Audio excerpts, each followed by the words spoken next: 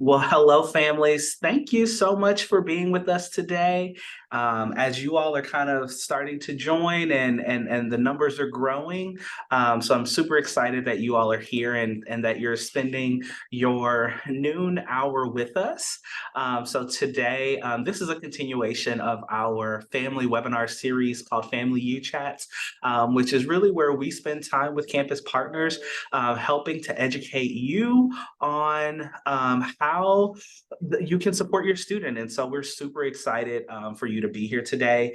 Today, I'm joined by Dr. Jenny LaForte, and she's going to talk to you a little bit about how you can support your students and some of the transition things that they may be going through. And so we're super excited to have her here today. And so I hope that you enjoy what she has to say. And without further ado, I'm going to turn it over to Dr. LaForte. Thanks, Jonathan. I appreciate it. And good afternoon. It's the noon hour here in the East Coast. Good afternoon, parents and families, and welcome to this family weekend series of events. As Jonathan said, my name is Jen LaForte. I'm a clinical psychologist at the Center for Counseling and Psychological Health. We're known more commonly around campus as CCCH. And I'm here today to talk with you a little bit about transitioning to college, what your students might be experiencing, or what they might experience this semester and the years progressing, but also a little bit about the services that we offer here at CCCH. I'm going to go ahead and start sharing the screen.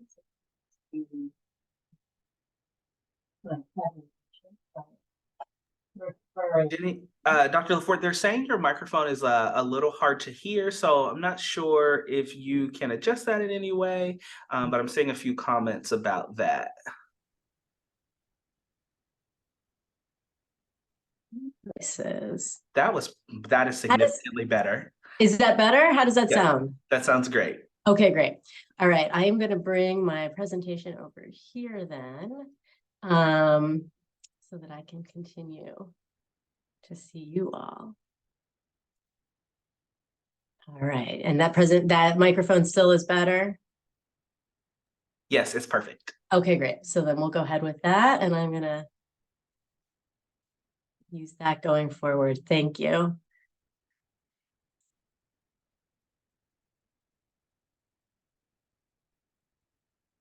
All right, and Jonathan, can you see the screen I'm sharing here? Yep, it's perfect. Okay, thanks so much.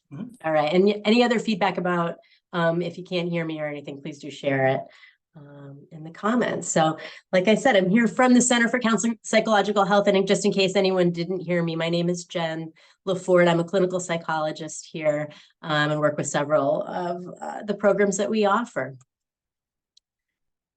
So the first thing that I am hoping to talk with you about today is some of the things that your student may have started to experience here during their time at UMass, or that you might anticipate they could experience over the course of the rest of this semester and the upcoming semesters.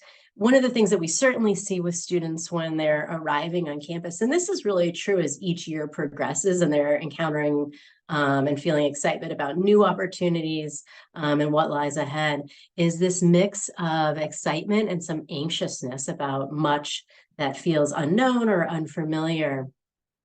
There's a lot of opportunity for new decision making, taking on new responsibilities, and as you may be hearing about in messages and texts home, navigating life independently, often for the first time.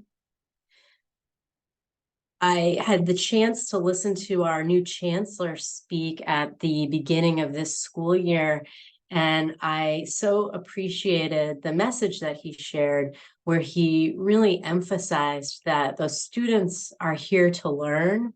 So much of their time and energy, and so much of the learning, is about life and independence and transitioning into adulthood.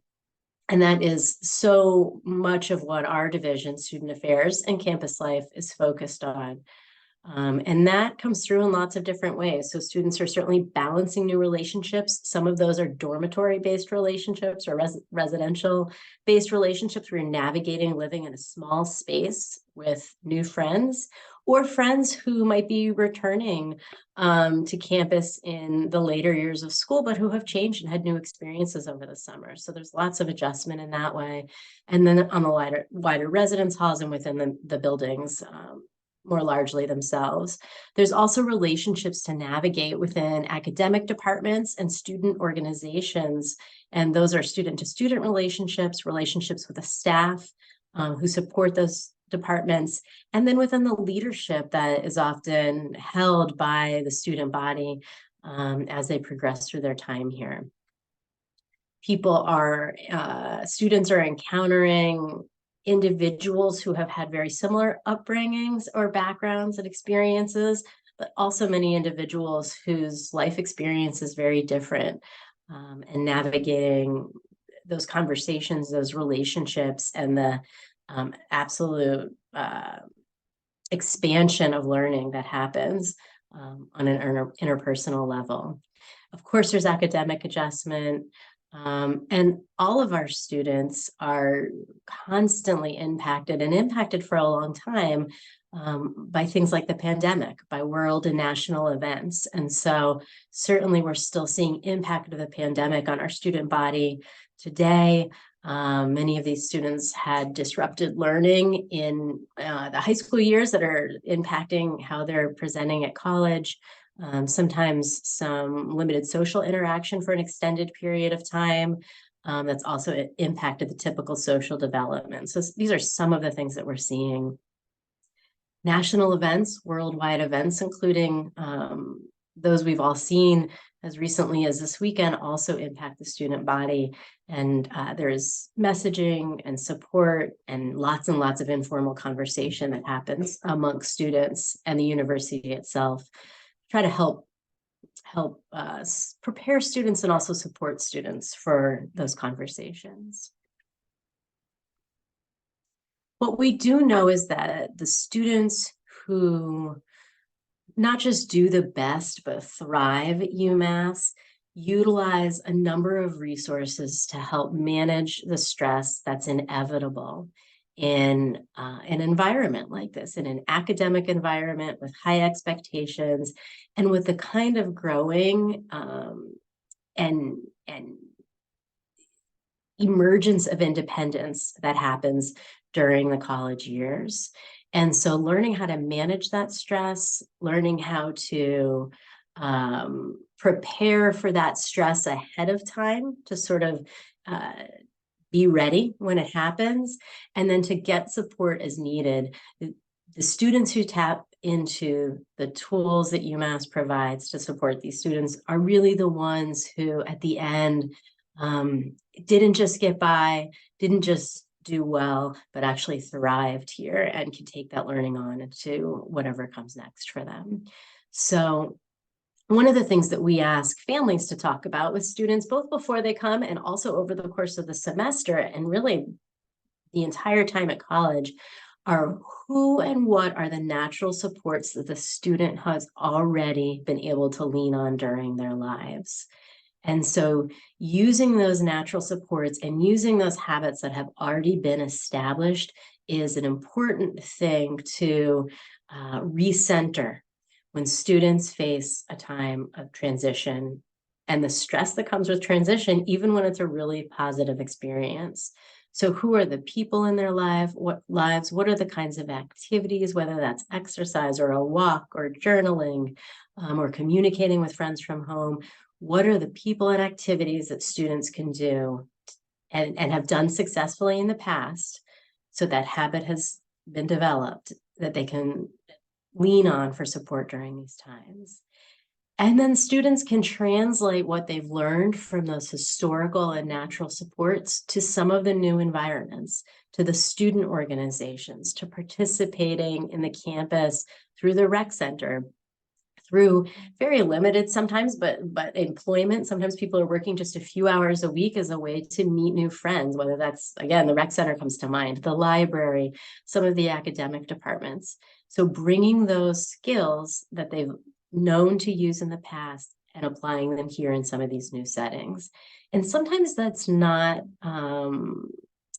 doesn't come immediately to mind to students when they're facing increased academic demands. We're moving into the middle of the semester, so soon we're going to be talking about midterms. Projects are starting to be due. Relationships have been formed and challenged and are growing, and people are really having their minds expanded in lots of different ways. And so sometimes leaning on old patterns that have been helpful, natural supports, and thinking really deliberately about how do you apply them in the new setting. Sometimes it's not automatic. This is a great time of year, as are other breaks that happen over the course of the academic year, to be having these conversations and reminding your student to tap internally, to remember who these resources are.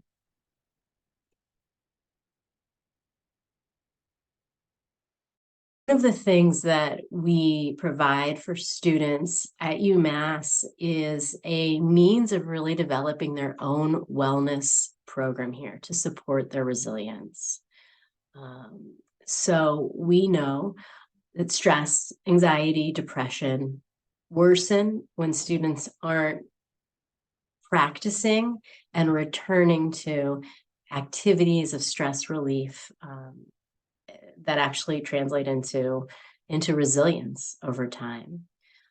So in whatever ways that you can support your students in thinking about these routines, thinking about the availability of these resources so that they're developing a habit-based routine that is almost automatic as the stress comes and builds, sometimes as expected during the semester as we move to exam times, and sometimes unexpectedly based on other things that come up, so that the routine of stress relief is built into what they do. So a concrete structured schedule, building in an exercise routine throughout the week, really focusing on sleep hygiene, which is a big one on college campuses, getting 7 to 9 hours of sleep, doing it in a pretty routine way, are all very important. And then somewhere along the way for most students is accessing campus resources in order to support that. So the Recreation Center has meditation programming in addition to lots of other physical activity programming and lots of other emotional support programming. The Counseling Center, in oftentimes collaboration with the Rec Center or as an adjunct to the Rec Center, also has a great deal of stress and anxiety training programs where people can commit in as little as 1 session to coming in and learning some stress management skills that they can then apply on a routine basis. So tapping into these campus resources for learning and for that little bit of extra support when the stress is getting high can be something that you can, we really encourage you to direct your student to. Here at CCPH, we offer a range of services that many of which can be very easily accessed by students. So sometimes when students think about a university counseling center or when families think about it, the thought is that it's individual therapy or individual counseling and you're signing up for weekly sessions for some extended period of time. And that's very different from the way that counseling services treatment and opportunities are offered at this point in the college counseling world. So we have a series of free workshops and groups that are available every semester. They span treatment areas like ADHD, social anxiety, depression, grief and loss. They also span different outlets. So we have had art therapy, we have movement groups, we have yoga groups, we have pet therapy on a weekly basis, where people are using, again, some of these natural supports that you heard me talking about earlier. People are either accessing natural supports they're already familiar with, or they're developing a means of accessing those supports for themselves here at college. And these are free and they're available on a weekly basis. We also run a program here called Stress GPS. This is a 4-day-a-week drop-in group. The same content is shared all 4 days of the week, so students aren't missing something. You know, you can come any day of the week, really, or any of these 4 days and get the content for that week.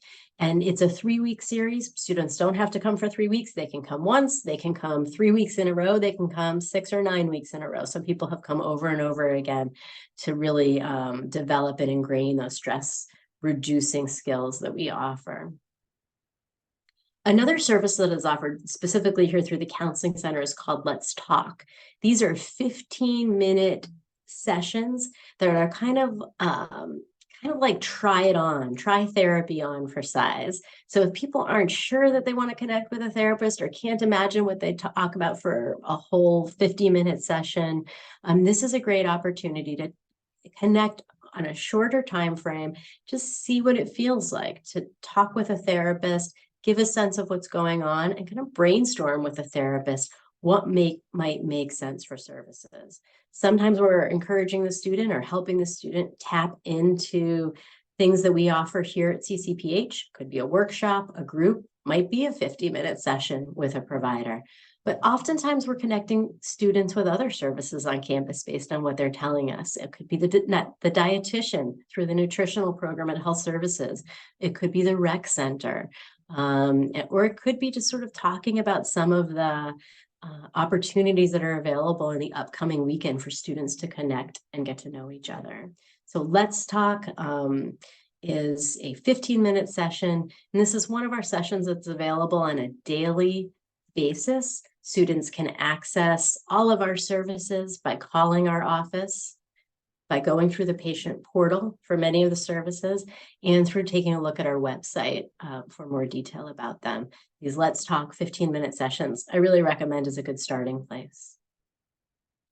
We also offer a number of web-based services for students who are looking to pursue a path of treatment independently, at least as a starting place.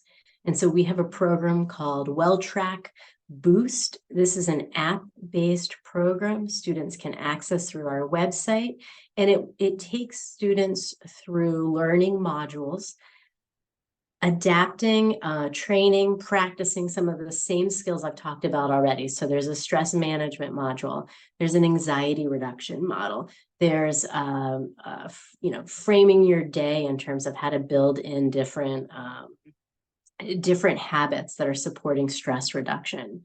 And what we found and what we got a lot of requests through our patient surveys are for some of these immediate access and internet-based options, because the students are oftentimes interfacing with the world today. And so it is a service that we offer that, a sizable number of students are using, sometimes as an adjunct to other work they're doing with us or other wellness things that they're doing on campus, or sometimes independent of that. I talked a little bit about accessing our services, but just want to underscore we can be contacted or reached in 2 main ways. The best way to reach us is either through a phone call. You can access all of our services in that way, or through our patient portal. Each student has a login to the medical record-based patient portal. This is the same portal for Health Services and for the Counseling Center. So it's one access point for students. They log in and can schedule appointments right there, fill out forms ahead of time, those kinds of things. Those are the 2 most straightforward ways of accessing our services. All students, as part of their tuition, have paid a health-related fee that is providing coverage for some of the early access to services, including up to 4 therapy sessions or 4 50-minute sessions or 8 group sessions. So some of that's already covered in the tuition. And then we do work with private insurance companies and the student insurance plan beyond that. There's lots of free services. WellTrack Boost, which I talked about, that's the internet app service. Many of our workshops, community conversations, and those 15-minute Let's Talk, all free services. We also have psychiatry staff here at CCPH available for students. We assist students with community referrals if they are looking for example, like a weekly individual therapy kind of relationship or a specialized kind of provider, or if they need something like maybe a 3-day-a-week program focused on a specific area, if that's support around disordered eating or the way that they're using substances, we can help connect students with those kind of services available in the community. And then finally, we staff, our staff staffs a 24-hour on-call service. So all of our clinical staff rotate through that service.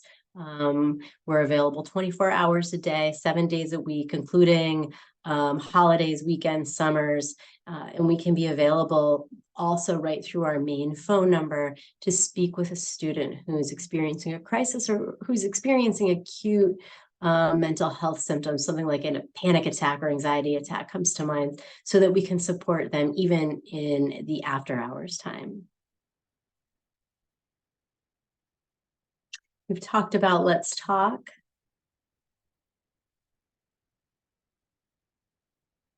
We've talked about WellTrack. So I'm just going to show you this page.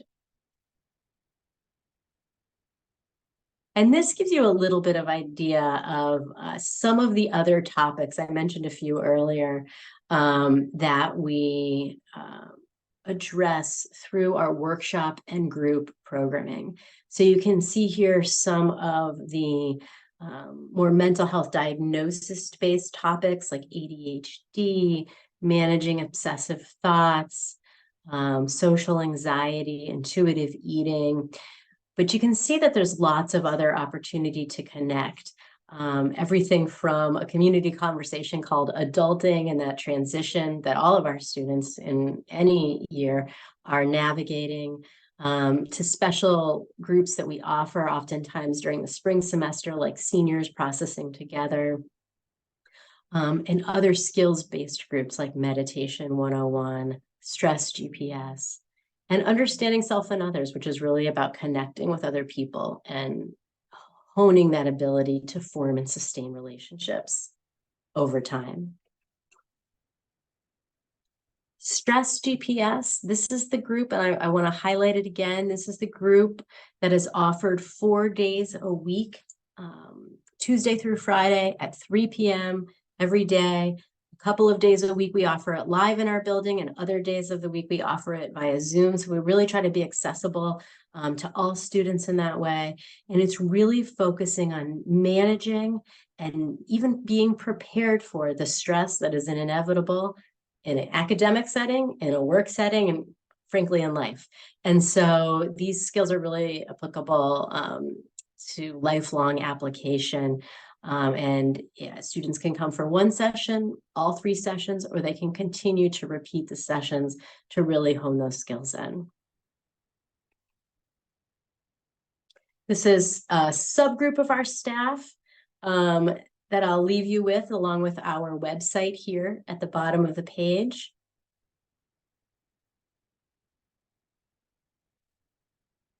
All right, so there was one question for you so far. And I'm gonna invite others to ask you questions in the Q&A feature, and then I'll kind of feed them to you.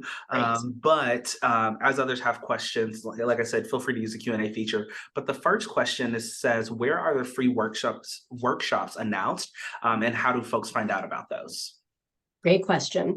So the most up-to-date way to find information about all of the counseling services, including the free workshops, is through our website. So those are, typically put up for the coming semester a few weeks before the semester starts. So if you go to our website, which is I usually just search UMass and then counseling is the way that I find it. You'll find a groups and workshops section right on the front page or the home page, and it'll give you a list of the different workshops and other kinds of groups that we offer. We also advertise to students. Thanks, Jonathan. We advertise pretty broadly across campus. So we do sort of the, I guess maybe they're old fashioned now, but old fashioned pamphlets and flyers in the residence halls that the RAs will put on the bulletin boards, the educational bulletin boards in the residence halls. We also, in a higher tech way, have advertising on the big digital billboards that are in all of the academic buildings, and I think really every building on campus. We have an Instagram account, a Facebook account, things like that. But I think the biggest way students find us is through our website, and then through these billboards around campus. Great. The other question that is listed, it says, can you show the slide with the telephone number again? Yes, I'm sure that I can. And I will also try to copy that into the chat so Yes, folks can get thank that you. number. I'm gonna go back to the phone number. And then I just want to make a comment too. So the phone number is here, and I'm gonna recommend you don't worry about this extension number. I'm gonna recommend really just focusing on our main number, which is 413-545-2337, because our phone tree will really take the caller to the appropriate place beyond there. So at times it might make sense to speak directly with our front desk during business hours. At other times, the student might be calling and know they want to speak with, for example, the on-call team. You can get right to the on-call team by hitting the right prompt. You can also access our psychiatry team and some other specialty groups through the phone tree. Perfect. I encourage students to, anytime I meet with students or anytime I'm presenting to students, and I'll do the same here and ask you all to represent this with your students, really encourage students to program the CCPH number into their phone anytime I get a chance to get in front of a student. Because if you have the number in the phone and they can put it in a CCPH, most UMass students are familiar with us.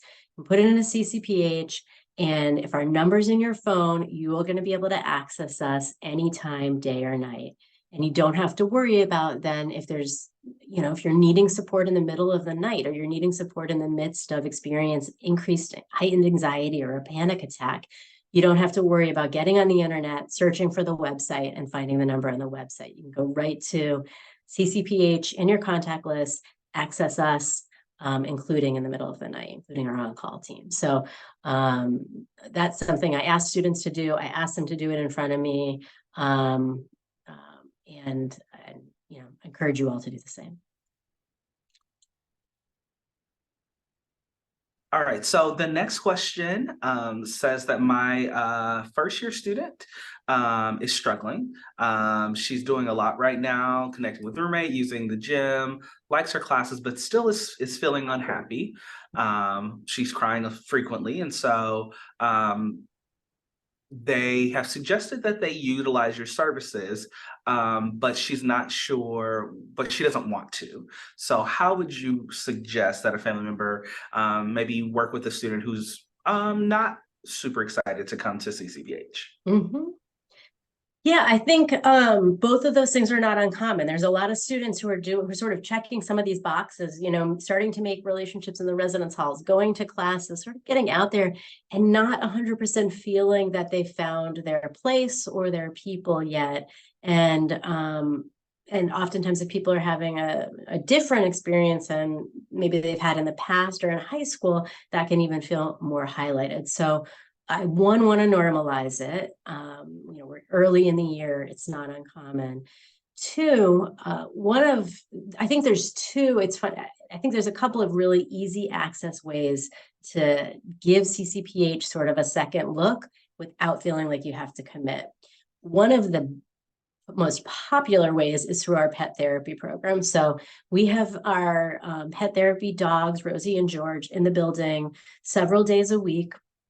Students can sign up for pet therapy ahead of time and then can come to the building and spend 10 to 20 minutes. It kind of depends on the turnout with Rosie or George and the clinician handler. It's our therapists who are sponsoring the dogs.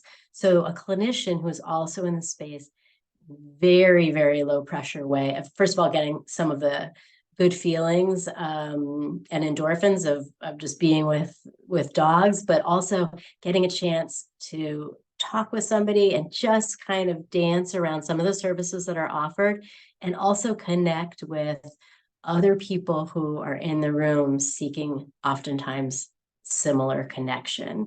We have lots and lots of examples that we've seen in those pet therapy rooms of somebody saying like, oh, I'm still looking to meet people too, or do you want to get lunch after this? And these really sort of informal connections can happen in that space. So pet therapy, I highly recommend. Another piece that might be a way to try CCPH out is through these Let's Talk appointments. They're available every day. You can sign up by calling our front desk, or the student can go to the patient portal, and it's 15 minutes with a clinician. So you're just getting a light introduction. And then based on what's going on with the student, maybe a light overview of our services or a light overview of some other resources on campus. So those are two little bit more low-key ways of connecting with us. We're also out and about on campus quite a bit. Any kind of events that happen, large scale, certainly student affairs, but any kind of bigger events that happen, we're there either tabling or working the crowd or giving out sort of counseling center swag like stress balls and things like that. So we're pretty accessible on campus. Pond Fire is an event that we're often at. So we're also visible in that way, and you can always strike up a conversation with one of our clinicians. So this is a really good follow-up question to something you were starting to comment on, is really, can you comment on the accessibility of the different services? Can you talk about the things that are scheduled, but also the things that are maybe not scheduled, and are students able to easily access them, or are appointments generally available? How long does it take a student to kind of get in to see you all? Those kind of things. Excellent question. Okay, so in terms of our most drop-in appointments, or our most drop-in availability would be our pet therapy services, which is very much just sort of drop by. You can call ahead of time, but you can also just drop in. Stress GPS is another drop-in service. The one thing that the student would want to do is check on the website just to be sure if it's an in the building service that day or if it's offered on Zoom, because it's offered both ways, 2 days a week live, 2 days a week on Zoom, so that students can access us in either of those ways. So those are our drop-in services, Stress GPS and pet therapy. We also have workshops, which all they require is signing your name to a list that you want to attend the workshop. So, and that's things like ADHD support, or what's called ADHD toolkit. It's skill development related to ADHD. Lots of other kinds of workshops that you know, fairly accessible, but you have to sign up for. In terms of our other services, like our Let's Talk, or signing up for an actual a 50-minute first consultation appointment, those do have to be scheduled, again, through the front desk or the patient portal. In terms of availability, our Let's Talk appointments and our first consultation appointments, those are the 50-minute ones, are both available on a same-day basis. So we open up these appointments each day for those appointment types. And they're open until they fill. We often encourage people to really make sure you're calling us or getting on the portal right at 8:30 when they open up. But then the next day, more of those appointments will open up. So again, we have same day availability for that kind of one-on-one contact. And that is the case through the years. It's definitely a shift in a college counseling model, and the way that, you know, we practiced 7 or 8 years ago, where we would schedule out and out and out. And at some point we were booking way out. That's not the case anymore. We are available each day. The last piece is the on-call service. That is also a drop-in service. Students certainly can call ahead. Sometimes they might want to meet over Zoom, and we can do that if it makes sense in the situation. But students can also stop by our building anytime between 8:30 and 4:30 and meet with one of our clinicians. Students can also call our building and speak with one of our clinicians over the phone. And on-call is immediately available in one form or another. Did I cover all the parts of it? I think you did. Okay. But there are always more questions. So the next question says, can you kind of talk about how students sign up for pet therapy, when and where it takes place? Yes. So pet therapy is a live group. It takes place here at CCPH, and our offices are located in the Middlesex building on campus.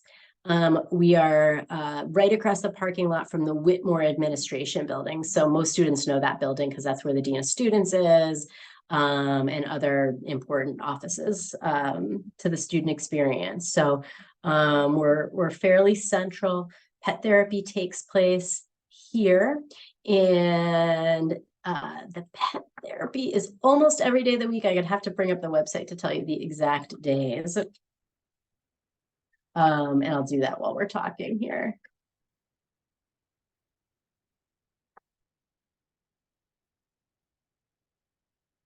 All right, so George is in the building. Okay, so at this point in the semester, they're both in the building on Wednesdays. George and Rosie are both hosting 15-minute sessions on Wednesday throughout the afternoon. And I do expect them to increase their availability again as we're moving into finals week, so that we have more pet therapy availability. That's perfect. Yes. So the next question says, my student called the counseling center to find out about doing therapy at school, but was told all slots were filled up already. They were told that they needed to sign up before the semester begins.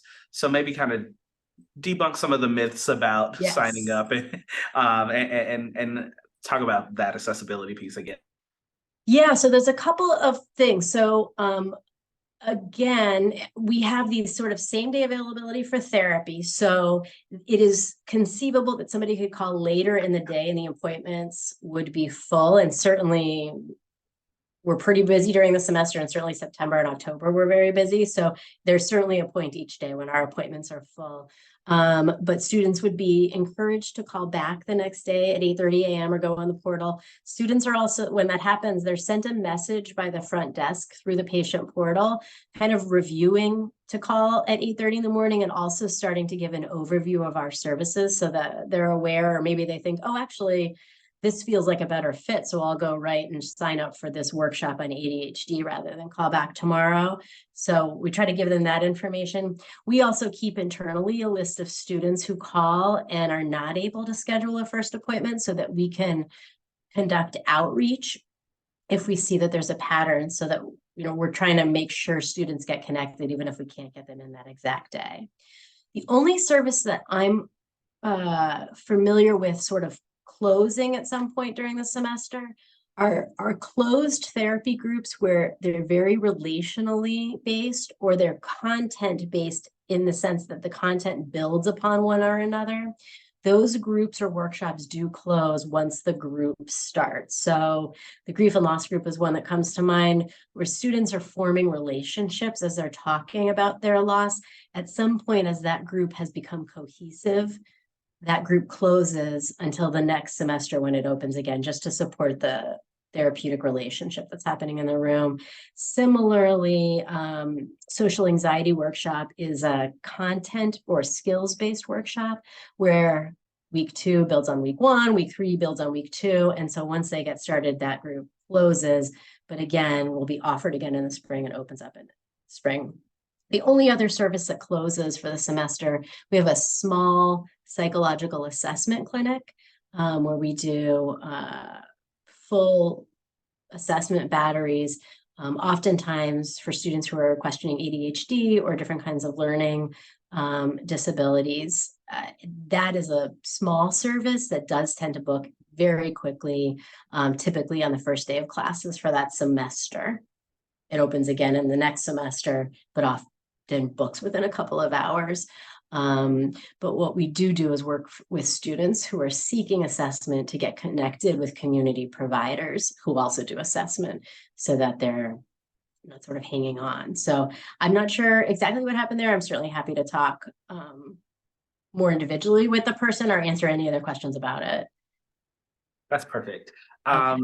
The next question is a little bit more in depth about the workshops, but it says, could a student sign up for a workshop after they start to attend, say the last two, if they missed the first two, for the session, for those that are maybe 3 or 4 sessions or more?